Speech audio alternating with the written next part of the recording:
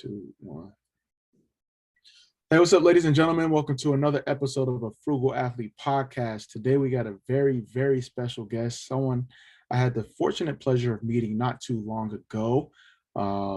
Someone that does a little bit of everything. Like, if I had enough time to, talk about his accolades, talk about his resume, that would take up the most of the show. So we're gonna get right into it. Mr. Coach Claudio Reilsono. How you doing today?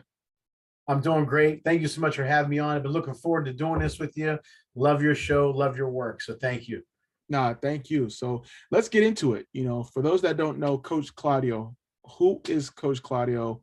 What are the many things that you do? And just give us a quick rundown. Okay, well, I am the general manager and professional baseball scout with the Global Scouting Bureau. I've been doing that for 21 years. I am also the head baseball coach at Carnegie Mellon University. I've been doing that for 17 years. I've been coaching or scouting for 39 total. I host a podcast, Claudio Reilsono Show, where I interviewed such great people such as yourself, Mario Andretti, Ken Griffey Sr., Jerry Cooney, a bunch of guys. And then I also host another show. We'll get to more of that a little bit later, called Monday Night Impact. I own a landscaping business. I do some speaking. I wrote a book about a year and a half ago called Lead from the Heart Up, Not the Neck Up, How to Create a Positive Winning Culture on the Field and in the Office. I started a coaching consulting business. And how can I forget? I host I'm on a great boxing TV show with two great guys, Luther Dupree Jr. and Smokey Jim Frazier, called The Boxing Authorities. We've been picked up by the WBC Live 24/7 channel and Vive Television Network. So that was a big thing for us. And co-host the Steel City Sports World. So I do all kind of stuff, like you said. No, you see what I'm talking about? So that's what I meant. We have a very special guest. First things first. This is a frugal athlete. Frugal, I like to tell people, it's how you can be efficient, how you can be economical, how you can be prudent. So how are you efficient? How are you frugal with your time to be able to do all these different things at a high level? What's your secret? As far, time management, how many times we might get stuck looking at Facebook or TikTok or whatever. If we kept I don't keep a log, but if we say to ourselves, well, I just don't have time to do all that stuff. I have time to do all these things and be a husband and a father, and not just, they say quality time or quantity time. I spend a lot of time, a lot of quality, quantity time, excuse me. So, you manage your time, instead of wasting it. I'm not saying don't do things you enjoy. I mean, if you enjoy something, that's great. But maybe we spend a little bit too much time on emails or Facebook or Twitter or whatever. Maybe save 10 minutes here, 15 minutes there, and now you have a half hour. I'm able to do all these things because, like, for example, the CMU season is from February to, let's say, late April. And we start up again in September to late October, early November. And in between, you talk to recruits and things like that. The scouting is 12 months out of the year. I also train baseball training. I do that in a way. I pretty much do that, I'd say, 10 months out of the year. The landscaping is a good 8-9 months out of the year. So the speaking comes when it comes, and the coaching. So somehow I make it work. And I enjoy it. One time I was asked, but again, to answer your question, I don't waste time. I just don't waste time. I don't have time to waste. I'm always moving. I don't do things at a slow pace. I compartmentalize. Whenever I'm coaching, I don't do anything else but coach. When I'm scouting, I do anything but scouting. So, and when I'm doing TV, I just do TV. We tape 2 shows a week for the Boxing Authorities, all in one day. And then I'll rush home and do my show, it works. I make it work. I love that. And I think it's a great testament to people that say, oh, you don't have enough time. You can't be a jack of all trades, but you're a living testament to it. And you're someone I look up to when it comes to when, I had the fortunate pleasure of coming on your podcast. I was like, wait, how is this possible? And I thought I had it bad. But it is possible if you compartmentalize, if you time manage, if you're efficient. And I think it's a testament to, as we are both in this space, athletes that want to do more. It is possible, and you can do a lot of different things and be successful at it. So I appreciate you sharing like your secret, but let's get into it. Like, did you always want to do all this stuff, or did it just come out? My dad, Olindo, who worked in a steel mill for years and he had a landscaping business, he always used to tell me, never put all your eggs in one basket, right? Mhm. But I live in the same house I grew up in. So maybe about 10 feet from where I'm sitting right now, I announced August 19th, 1973. I told my dad, I was 8 years old, went to my first Pirate game. And I told my dad what I wanted to do with the rest of my life. I said, I want to be in professional baseball. And him and my mom, if it wasn't for them, there's an old Italian saying, if you ever see a turtle on top of a fence post, he didn't get there alone. Wherever it is that I'm at, if it wasn't for them, it would have never happened. Yeah. But it isn't that I was looking for a backup. It was just always baseball, baseball, baseball. Okay. Things didn't work out as a player, but they worked out as a coach and as a scout. Mhm. But in 2007, I believe it was, or 2008, I was at one of my friend's house, Vince Kaplak. He had a birthday party for his son. And I just looked at the Sports Illustrated and they had, where are they now? Well, they had a section on Greg Norman, who now I guess has become a little controversial, but with the live golf, Yeah. tournaments or whatever. But anyway, he wrote a book, and I read that book, and I knew he had clothing line. I knew he had a wine, but he had like 7 or 8, 12 different things under the umbrella of Great White Shark Enterprises. So I decided, you know what, I can do different things other Mhm. than just the landscape business, other than just baseball.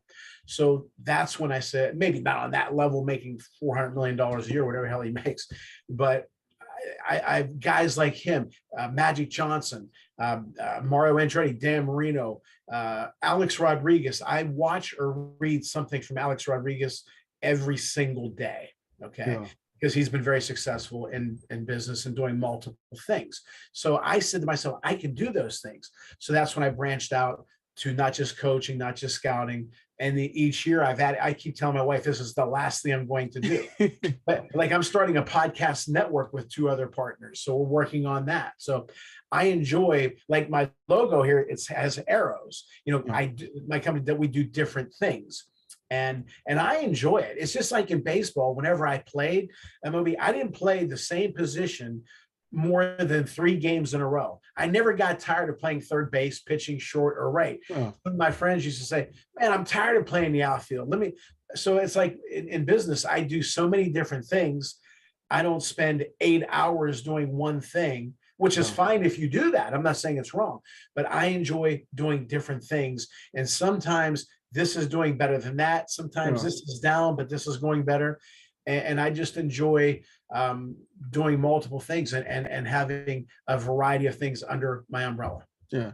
For any athlete entrepreneur listening to this, is there one skill that you would recommend for them to learn, in terms of, whether it's project management, learning how to, do Excel, just understanding like the scope of work when it comes to business, how to make money? What is that one skill that you think like, All of that. But find somebody, and it can be virtual. Like I said, I cannot tell you how important those guys that I just mentioned are to my careers. Okay. I see how they do it. Okay. And another guy, Donnie Lalonde, former light heavyweight champion boxer, Sugar Ray Leonard, Boom Boom Mancini. I can go on and on. Jerry Cooney, Rocky Marciano, and not just all Italian guys either, but how they manage their money, Jerry Cooney says, save for a rainy day. Dan Marino says you can do more, you can always do more. Mario Andretti's line is, if you have everything under control, you're not going fast enough. Or for me, I always say, keep accomplishing. So I think you have to have a drive. You have to have passion for what you're doing, know what you're doing. Okay. So, and those things that you said. And another thing, like Shaquille O'Neal says, it's not how much you make, it's how much you save. Yeah. And both of us have seen athletes over the years who've made tons of money, and unfortunately things didn't go well for whatever reason, their fault, not their fault. But so I would just tell any athlete entrepreneur, use your name, use your career as a launching pad. Okay, get your name out there and figure out what it is you want to do, or multiple things that you want to do. Find a mentor, and you don't have to know. Fran Tarkenton's another one, former NFL quarterback. Look at what they've done, the path they took, the ups and downs, the hits, the wins, the losses, and study those guys. And And that's been such an inspiration to me, and really has helped me out a lot. No, I really like that. I want to get into coaching a little bit because you have an eye for talent, whether it's a scout, whether it's a coach. What do you look for when, recruiting a young talent? The baseball draft just happened. So I'm sure you had a lot of insight into that, a lot of impact on who may have got drafted, who may not have got drafted. What are some things that you look for?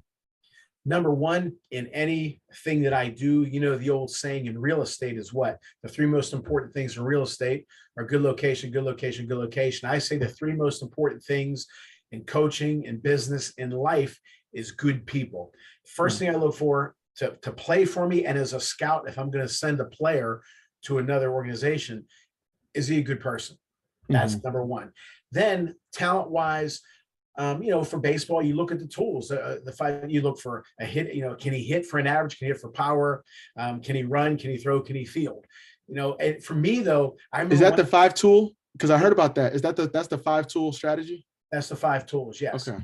and hate to sound like an old man. I'll be 58 in a couple months, but in the 70s, 80s, and a piece of the 90s, there were a lot of five tool players. Now, in my opinion, there's not as many, but that's Mhm. another story. I remember one time I was doing a camp for a friend of mine who was a Yankee scout in New York. I want to say 2007 or 8. I was about 100 yards from where I parked to where the baseball field was. And I saw this kid, he was playing second base. And I just saw him floating, just like with you at soccer. You Yeah. see a guy, when they run, they don't stomp, they glide.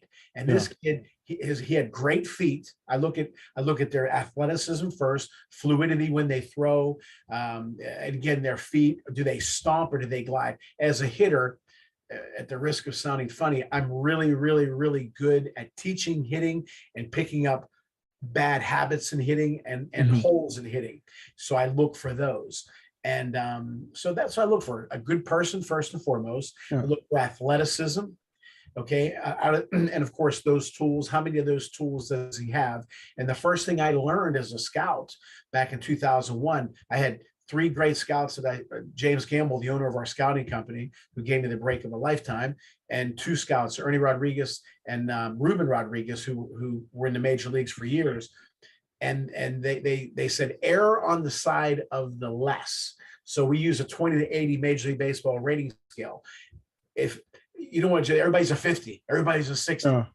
I was a good, we are good evaluators, accurate, because scouting is credibility.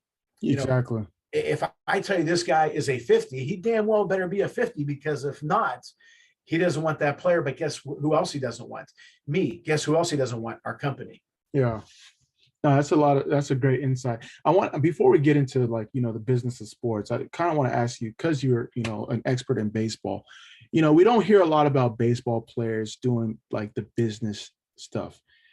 Is there a reason for that? Or is it just, it's just kind of the low key profile because of the traditions around baseball, kind of keep it simple? I really don't. That's a great question. Again, I mentioned several athletes just now and one baseball player, Alex Yeah. Rodriguez. That's it. Um, Geez, I'm trying to think. I mean, Derek Jeter was in the ownership group for a while. There's Jim Palmer is Yeah. another one who years ago he kind of he was the jockey representative. He in his the jockey underwear thing, and Yeah. he was a spokesman for several companies and a speaker, and did a lot of commercials. So he went that route. Some guys go that route. Some guys open up a business like an Alex Rodriguez, A Rod Corp, with Yeah. real estate and business, and he also announces and things like that. He owns the Minnesota Timberwolves. Yeah. So yeah, I never thought about that. That's a great question. I don't. There was a friend of mine who pitched for the Pirates years ago, Jim Rooker, who when he retired, he was an announcer. When he left that, he became a restaurant owner and an author. But really, I'm sure they're out there, but Yeah. maybe they just make so much money. That's true too. So Yeah. I, So now it's talking about, that's great because obviously MLB players, we see the long contracts, guaranteed contracts, and for high salaries. But on the other spectrum, you have the minor league players that don't really make enough. I Right. know there's a recent article with the commissioner saying, that is a livable wage. You scout young talent, any advice for them, whether they sign a signing bonus, get drafted, and then sent to the minor leagues, or they get sent straight to the minor leagues? What are some ways that they can, be smart with their money to hopefully, I don't want to say last until they hopefully make that big break, but for them to be, of ease of mind as it becomes like from a money standpoint? Number one, know that it's a quick trip from the penthouse to the outhouse. As Ray Boom Boom Mancini, Boxing Hall of Famer, says, one punch is all it takes, one injury. Yeah. Joe Theismann, the old Washington Redskins quarterback, said, and I forgot what year it was that he got hurt, but he said it's at 9 o'clock. He was on Monday Night Football. 9 o'clock, I was a starting quarterback for Washington. 9:08, I was done. He snapped his ankle. Now he's another one who went into announcing and other businesses, and that television hosts, stuff like that. But number one, save your money. Number two, you had a show the other day. What? Name, image, and license. Work on that. A lot of guys before didn't have that. Now you have that available to you. Yeah. Utilize your platform. Get your work. Do self-promoting. The team isn't going to promote you. You have to do it. Okay. There's a sugar packet that I got in college years ago, and I still have it. It said, "He who has a thing to sell and goes and whispers in a well is not apt to get the dollars as he who climbs a tree and hollers." So promote yourself. I like that. You're your own business. Okay. Just like there's a lot of soccer players, but how many are doing what you do? Yeah. Set yourself apart. So, when it's game time, let's say, you're at the ballpark from 11 to 7. That's great. When it's over, then start concentrating on the business of you. Yeah. And again, do whatever it is you can. Meet people. Magic Johnson used to say that whenever he would have a trip to Seattle or Minnesota, he would call up or in Atlanta, he would call up the head of Coca-Cola. "Hey, I want to meet with you." Now you say, well, he's Magic. He can get a meeting with anybody. Well, if you're an athlete, whatever level, you can get a meeting. Call somebody. If you have a road game in Tennessee, see who the big dog is there, see who the businessman is there, and give them a call and say, "I'd like to talk to you about business." Isaiah and Magic did that with a lot of people. Isaiah Thomas did that with a lot of people.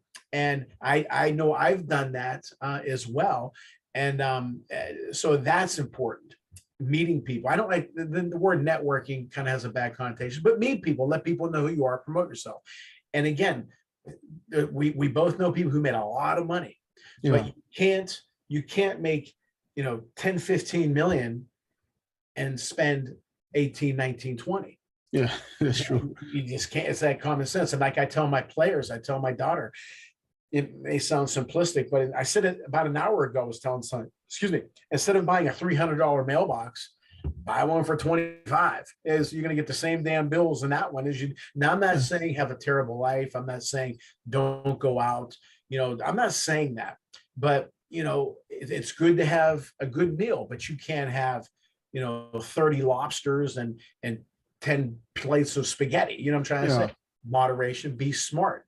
And another thing, Cus D'Amato, the former trainer and mentor of Mike Tyson, used to tell him, fear is a good thing. Fear is a good thing. And Fran Tarkenton always says, wake up with a sense of desperation. Okay. Damon John from the Shark Tank, he says, stay broke.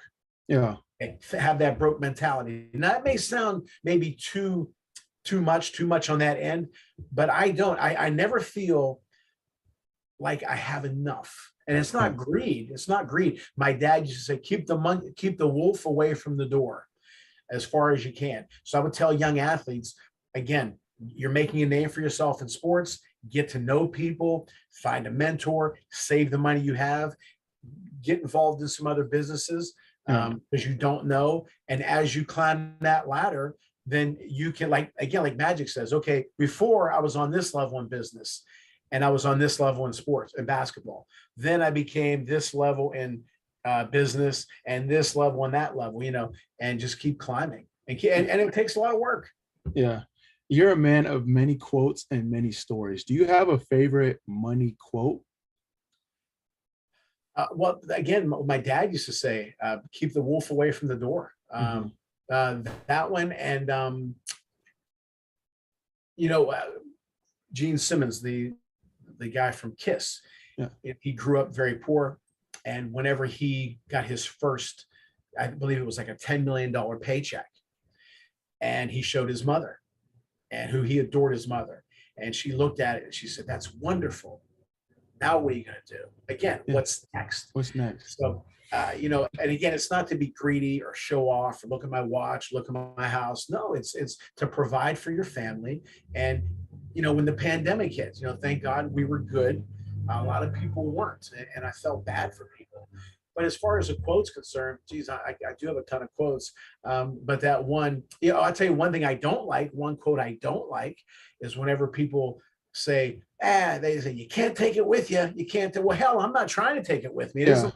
They're going to put me in a casket and throw money in there. Maybe a few bucks. But I want to. I don't care about that. I want to take care of things now. Or then Yeah. people say, well, money isn't everything. Or they'll say, what's more important, your health, your money? Well, hell yeah, your health is important. That's like saying a movie. What's more important, your right foot or your left foot? Well, they're both important. Yeah, that's true. And then I really want to talk about, you know, some of your business principles, because you have a lot of businesses, you're very successful, you know, a lot of people, you've been, you know, like a master connector. What are some business practices when it comes to negotiating, you know, doing deals, you know, leveraging your price, that you would recommend for an athlete, whether it's on the field or off the field? You know, we talk about brand sponsorships, we talk about endorsements, but even from the business standpoint, like what's some valuable advice that you'd be willing to share? You can't be the only winner. Everybody involved. It isn't like me and you do a deal. I got to beat him up. No, I want you to win too. I just talked to somebody again about an hour and a half ago about this new project we're doing.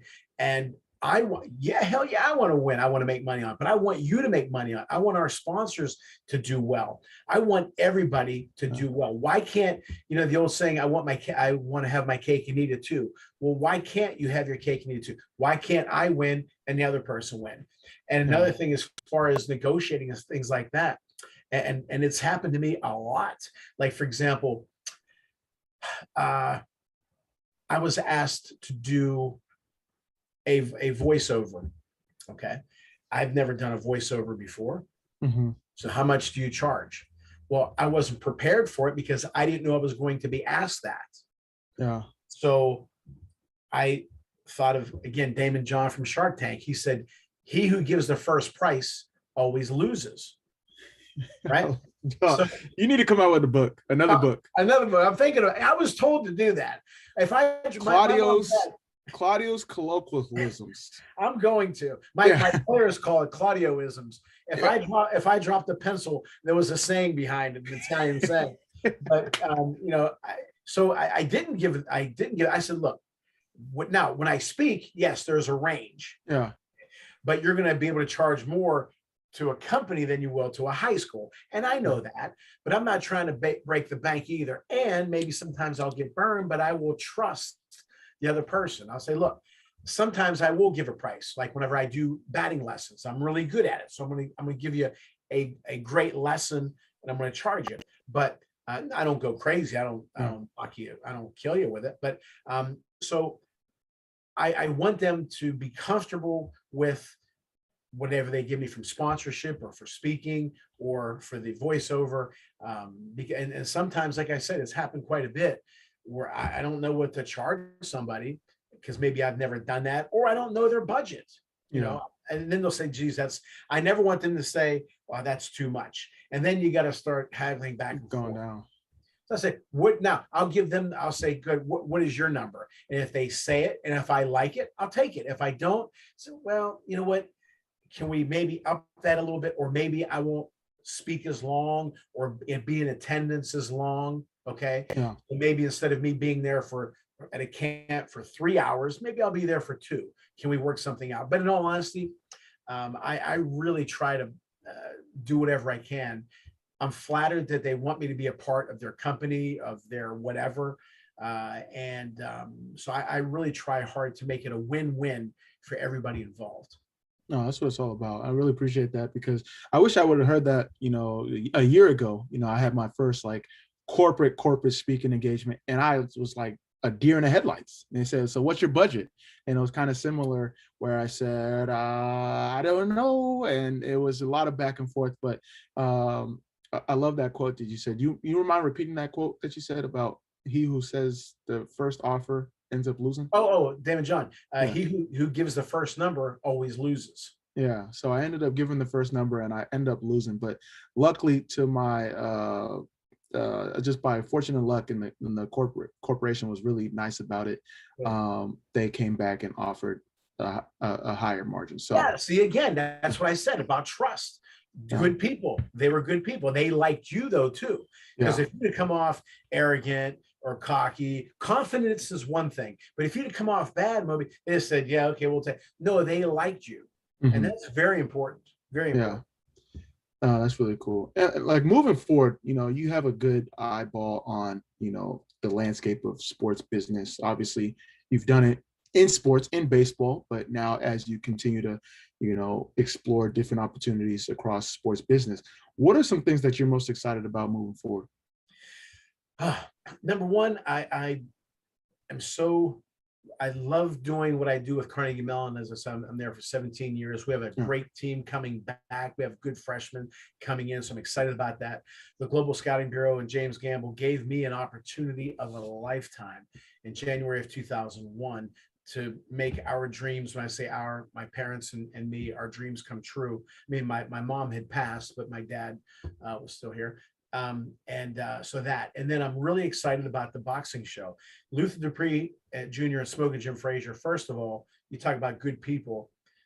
They're not friends. They're not co-hosts or whatever. They're family to me, Yeah. and I love both of them. And we have a chance to get picked up. We got picked up by the WBC and Vive Television Network, but there's things in the works for us to go even bigger. And I'm really, really excited about that. I'm really excited about this new podcast network. We're going to have several different shows on a network, podcasts, and I'm really excited about that. Then there's a guy who I did some speaking for his company. They have a very big company, offices all over the country. I'm trying to. I spoke to the one in Pittsburgh, but I'd like to speak to as many of the offices as I possibly can about manager employee relationships, which is Oh, I kind of love it. which is just kind of the theme of my book. But and the other thing that I'm really excited about is he wants me to speak to high schools and their senior athletes about going to the next level. So I'm like, every time the phone rings, is it him? So I'm very, Yeah, that's amazing. very excited about that, and maybe I will come up with a book of quotes. I'm Oh no, always you definitely coming up. I give it 2 years when that comes out for sure. Yeah, most definitely. That's really exciting. Claudio, I really appreciate you taking the time. For anyone that wants to connect with you, how can they do so? Well, you can go to my website, and that's claudioreilsono.com. I have my shows there, the podcast, my book, and the coaching business and all that stuff. You can go to that and check out all that. Then you can go to Claudio Reilsono TV on YouTube, and also for the boxing show, which is again the great boxing show. A couple websites: Vive Television. Wait, what is it? VIVE.tv.network.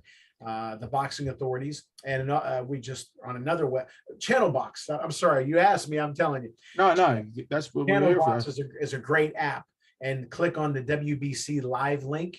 So that's Channel Box. Click on the WBC Live link, and then keepboxingfree.com is another avenue you can check out our show. And what else? What else? I think that's about it. So, but yeah, I'm easy to get a hold of. Perfect. And we're going to have all that information in the show notes. Last question, because I forgot to ask you. You Uh, are a collegiate coach. What are your thoughts about NIL and some things that we can change? Obviously, you're at Carnegie Mellon, top school when it comes to education, but also, I mean, it's a competitive school as well. What are some things after year one of NIL that you think could be implemented or focused on moving forward? Number one, I like it. I mean, why shouldn't I know it's a controversial thing, I guess, and people say, "Well, college students." look, it's their business. As I said, the Mhm. business of you, you're the business. Yeah. Why shouldn't you benefit from that? Now, then it's the crazy thing. It's schools with the big money are going to get, is what they say, the richer get rich, the rich Yeah. get richer, and all that. As far as what could be better, um, I'm not as well versed in it. That's why I was watching your show. I'm I not as well appreciate it. versed in it to say this is wrong, this is right. I will say that I do like it that they get paid. I remember years ago, the Fab Five for Michigan, Yeah. their shirts were being sold, the shorts and they weren't getting a nickel out of it, you know, Yeah. or O'Brien, I believe, O'Bannon at Yeah. O'Bannon At O'Bannon. UCLA. Hey, wait a minute, that's me on there. You know, why should anybody who says no, they shouldn't get paid? Well, that person who says that, how about if you work so hard and you were somebody, an entertainer, a singer, whatever, or a lawyer, or whatever, and Yeah. somebody used your face and you're at home watching TV and you say, wait a minute, that's me. I'm not getting paid for that. Right? Yeah. Everybody wants paid for their tools, for their whatever they can get paid for. So I'm all for it. No, that's really great advice, and you know, someone that's lived it like yourself. You know, it's always great to get insight from you, and I appreciate you once again for taking time. You know, in your schedule. You know, like I don't know how it's possible, but we're gonna have all your information in the show notes. Once again, thank you so much, Claudio. Make sure you check out all his ventures and more, and the ones that are going to continue to blossom, and the ones that he hasn't yet started, but will start. It's amazing, and that's it for this week. Make sure you guys please subscribe, leave a review, and rate. It helps us continue to get wonderful guests like Claudio on the show. But with And you're that being doing a said, great job. I love this thank show, you, and you're a good appreciate it. man. And I wish you all the success. And you're nowhere near where you're going to be. I know that for a fact. You're doing a great job. Thank you, sir. That really means a lot. That really means a lot. But that's it for this week, and we'll definitely catch up with you all soon.